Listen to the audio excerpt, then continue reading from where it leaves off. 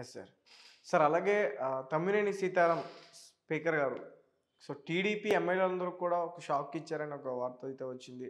అలాగే గంటా శ్రీనివాస్ గారు రాజీనామాను కూడా ఆయన ఆమోదించారు. ఆయన పైన గంటా శ్రీనివాస్ గారు కూడా ఫైర్ అవుతున్నారు. సో దాని గురించి రాజ్యసభ ఫీవర్ వచ్చింది ఆంధ్రప్రదేశ్లో. ఇప్పుడు రాజ్యసభ ఫీవర్ అన్నమాట. రాజ్యసభ ఎలక్షన్స్ ఒక 3 స్థానాలు ఖాళీ అయ్యాయి కాబట్టి ఆ 3 స్థానాలకి రేపు ఎన్నిక వస్తారు. ఈ వస్తున్న పరిస్థితుల్లో తెలుగుదేశం కనుక అక్కడ అభ్యర్థిని నిలబెడితే, వైసీపీ అభ్యర్థి కనుక ఓడిపోతే ఇది ఒక అప్రదిష్ట. రేపటి లోక్సభ ఎన్నికలకు ముందే ఉరుగులేని పిడుగులాగా రాజ్యసభ ఎన్నిక వచ్చి పడింది. ఇప్పుడు ఈ పిడుగు బారి నుంచి ఎలా తప్పించుకోవాలి? దానికోసం ముఖ్యమంత్రి గారు మరి సూచించి ఉంటారు. స్పీకర్ కార్యాలయం స్పందించింది. యాక్చువల్గా తెలుగుదేశం ఎమ్మెల్యేలు 4 ఫిరాయించారు. దేనిలోకి? వైసీపీలోకి. ఫిరాయింపుల వ్యతిరేక చట్టం ఈయన తీసుకొచ్చానని బిల్డప్ ఇచ్చాడు ముఖ్యమంత్రి అయిన కొత్తలో జగన్మోహన్ రెడ్డి గారు. అప్పుడు ఇదే స్పీకర్ తమ్మినేని సీతారాం గారు కూడా పొగిడారు. ఇంద్రుడు చంద్రుడు, అసలు ఇలాంటి విలువలతో కూడిన రాజకీయ చరిత్రలో చూడలేదు. జగన్మోహన్ రెడ్డి ఫిరాయింపుల వ్యతిరేక చట్టం తెచ్చాడు. వాళ్ళు వచ్చినా కూడా మేము తీసుకోము, తీసుకుంటే వాళ్ళ రాజీనామాలు చేసి మళ్ళా ఎలక్ట్రో చేస్తాం. ఈ నీతి సూత్రాలన్నీ మనం 4 ఏళ్ల క్రితం విన్నాం. ఇప్పటి వరకు ఏం జరగలేదు. మద్దాలి గిరి, కరణం బలరాం, వల్లభనేని వంశీ, వాసుపల్లి గణేష్, ఈ 4 టీడీపీ నుంచి వైసీపీకి వచ్చారు. వాళ్ళపై ఇంతవరకు చర్యలు లేవు. వాళ్ళ రాజీనామాలు, వాళ్ళ అనర్హత వేటేయాలి కదా. కంప్లైంట్ ఇచ్చి ఎన్నేళ్ళు అయింది? 2-3 ఏళ్ల క్రితమే మీకు బాలవీరాంజనేయ స్వామి టీడీపీ విప్ ఆయన ఇస్తే కంప్లైంట్ ఇంతవరకు చర్యలు తీసుకోకుండా ఎన్నికలకు 2 నెలల ముందా ఈ ఫైల్ కదిలించేది స్పీకర్ కార్యాలయం. ఇంకేమిటి, ఎన్నికలు అయిపోతాయి కదా, రేపు వెళ్ళగలిగిపోతారు. ఇప్పుడు కదిలిస్తే ఎంత, కదిలిపోతే ఎంత. కాకపోతే రాజ్యసభ ఎలక్షన్ వచ్చింది కాబట్టి వైసీపీ నుంచి 4 టీడీపీకి వెళ్ళారు. దేవుడి స్క్రిప్ట్ అంటారు చూసావా? జగన్మోహన్ రెడ్డి భాష ఏంటంటే మాట్లాడితే దేవుడి స్క్రిప్ట్ అంటాడు. టీడీపీ నుంచి 4 లాక్కున్నాడు, వైసీపీ నుంచి 4 టీడీపీకి వెళ్ళారు. బ్యాలెన్స్ అయిపోదా? సరే. ఇప్పుడు ఆ వైసీపీ నుంచి టీడీపీకి వెళ్ళిన 4పై అనర్హత వేటు ఎందుకు వేయకూడదు అని స్పీకర్ కార్యాలయం నోటీస్ పంపింది. ఎవరికి? కోటంరెడ్డి శ్రీధర్ రెడ్డి, ఆనం రామనారాయణ రెడ్డి, మేకపాటి చంద్రశేఖర్ రెడ్డి, ఉండవల్లి శ్రీదేవి, వాళ్ళ 4కి పంపిందన్నమాట స్పీకర్ కార్యాలయం. 8 మందికి. అటు టీడీపీ 4, వీళ్ళు 4. వీళ్ళు టైం అడిగారు. టైం అడిగితే ఆయన టైం ఎందుకు ఇస్తాడు? ఆయన రాజ్యసభ ఎలక్షన్ వస్తుంది కాబట్టి 3 రోజులు 4 రోజులు టైం అంతే. 26 రోజులు మీరు ఆన్సర్ చేయాలనో ఏదో అన్నారని కూడా మనం మీడియాలో చూసాం. ఇప్పుడు వీళ్ళ మీద చర్యలకి ఎలక్షన్ ముందు ఆయన స్పీడ్ అవుతున్నది ఎందుకయ్యా అంటే రాజ్యసభ ఎలక్షన్ తరుపుకు వస్తుంది కాబట్టి. రాజ్యసభ ఎన్నికల్లో కనుక తెలుగుదేశం గెలిస్తే అది వైసీపీకి పెద్ద బిగ్ బ్లో అవుతుంది. ఆల్రెడీ గతంలో మనం శాసన మండలి ఎన్నికలు జరిగాయి. ఎమ్మెల్యేల కోటా నుంచి శాసన మండలి ఎన్నికల్లో కూడా ఏం జరిగింది? బీసీ మహిళా అభ్యర్థినిగా టీడీపీ పంచుమర్తి అనురాధను నిలబెట్టింది. అప్పుడు కూడా ఏం జరిగింది? 4 టీడీపీ వాళ్ళని వాళ్ళు లాక్కున్నారు కదా. ఈ 4 వైసీపీ వాళ్ళు ఎవరికి ఓటేశారు? అనురాధకు ఓటేశారు. అనురాధ గన్ షాట్గా నంబర్ 1గా గెలిచింది. అంటే మొట్టమొదట గెలిచింది అనురాధ. అవును సార్. ఇదేంటి వైసీపీ వాళ్ళు గెలవకుండా అనురాధ గెలిచిందని అక్కడ ఉన్న ఎన్నికల అధికారులంతా బిత్తరపోయారు. 4 వైసీపీ ఎమ్మెల్యేలు అటు ఓటేశారు. దేవుడి స్క్రిప్ట్ అన్నది ఆమె కూడా. పంచుమర్తి అనురాధ బయటకు వచ్చి నేను గెలిచానంటే జగన్మోహన్ రెడ్డి గారు అది దేవుడి స్క్రిప్టే అన్నాడు.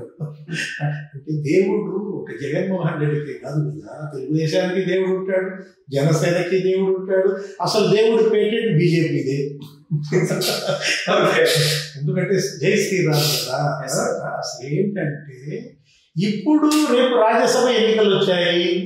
రేపు రాజ్యసభ ఎన్నికల్లో కూడా అనురాధ ఎపిసోడే రిపీట్ అయితే తెలుగుదేశం క్యాండిడేట్ని నిలబెడుతోంది. ఆల్రెడీ జగన్మోహన్ రెడ్డి ఒక 25 సీట్లు ఇచ్చేశాడు. ఒక 25 మంది ఎమ్మెల్యేలకి మొండి చేయి చూపించాడు. ఇప్పుడు 4 జాబితాల్లో 69 మంది మార్పులు చేర్పులు చూసాం. ఒక 10 మంది ఎంపీలను మార్చేశాడు. ఒక 59 మంది ఎమ్మెల్యేలను మార్చేశాడు. దీంట్లో 25 మంది ఎమ్మెల్యేలకు మొండి చేయి చూపించాడు. ఇప్పుడు చీటీ చిరిగిపోయిన ఎమ్మెల్యేలంతా తెలుగుదేశం ఓటేశారు అనుకో. ఏది మరి కక్ష గట్టి మరి అంతే కదా. జగన్ వాళ్ళ మోతు పోసాడు. ఇది వాళ్ళకి ఆఖరి ఛాన్స్. ఈ 25 బీసీ ఎస్సీ ఎస్టీ ఎమ్మెల్యేలు ఉన్నారు కదా, ఈ ఎలీజా, అర్ధర్, జొన్నలగడ్డ పద్మావతి, ఎంఎస్ బాబు, పార్థసారథి, ఇప్పుడు ఆళ్ళ రామకృష్ణారెడ్డి, కాపు రామచంద్రారెడ్డి, ఇది పెద్ద లిస్ట్ ఉంది కదా. ఈ 25 మంది ఎవరైతే సీటు నిరాకరించారో వాళ్ళంతా తెలుగుదేశం కనుక వేస్తే తెలుగుదేశం అభ్యర్థి రాజ్యసభకి గన్ షాట్గా గెలుస్తాడు. ఓకే, 3 సీట్లలో 1 సీటు కనుక తెలుగుదేశం గెలిచిందంటే అది వైసీపీకి బిగ్ బ్లో, చావు దెబ్బ అవుతుంది. ఓకే, అందుకే జగన్మోహన్ రెడ్డి శిబిరం మేల్కొందనమాట.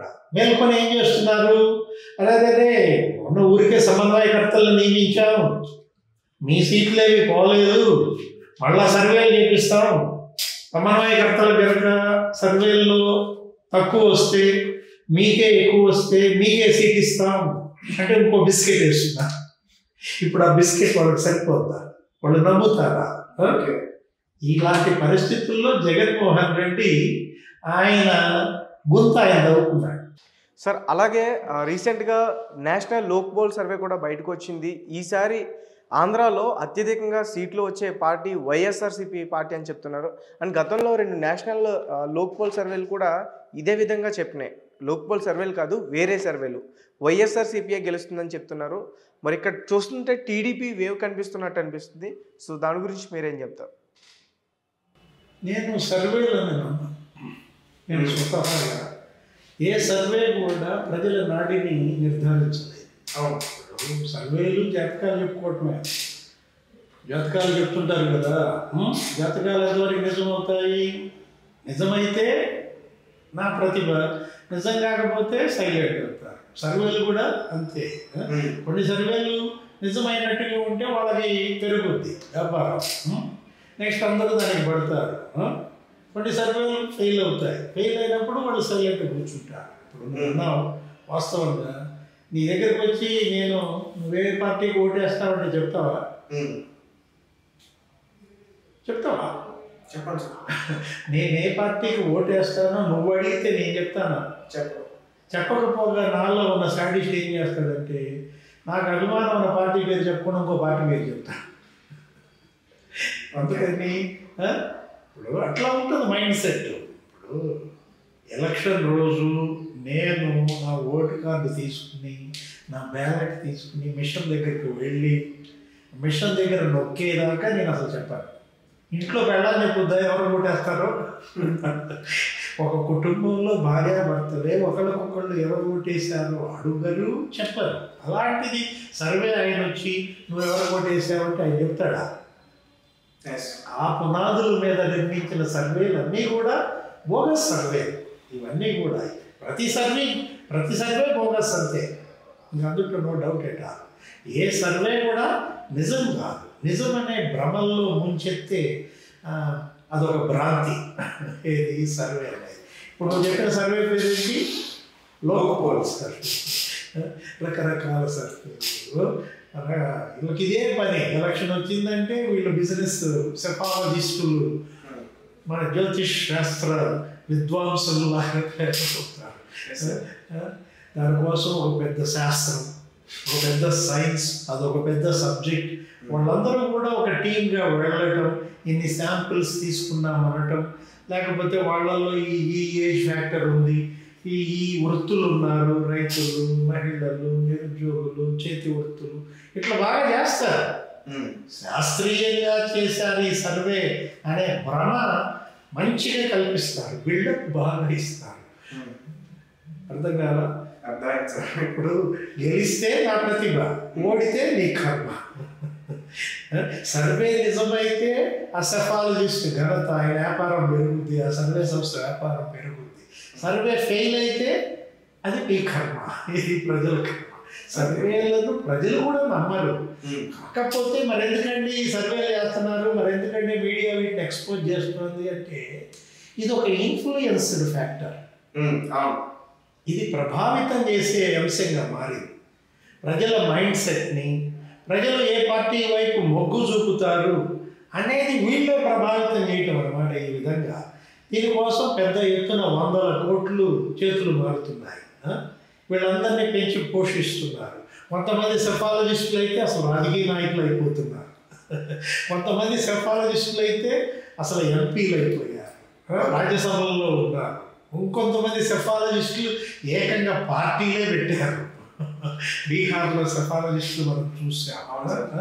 అసలు ముఖ్యమంత్రి అవ్వాలని ఆయన సొంత పార్టీయే పెట్టాడు. అంటే ఏ స్థాయిలో వీళ్ళ దగ్గర ప్రజా సంపద పోగుపడి, ప్రజల సంపద కొల్లగొట్టినటువంటి రాజకీయ పార్టీలు ఈ సెఫాలజిస్టులను మేపడమే పనిగా పెట్టుకున్నారు.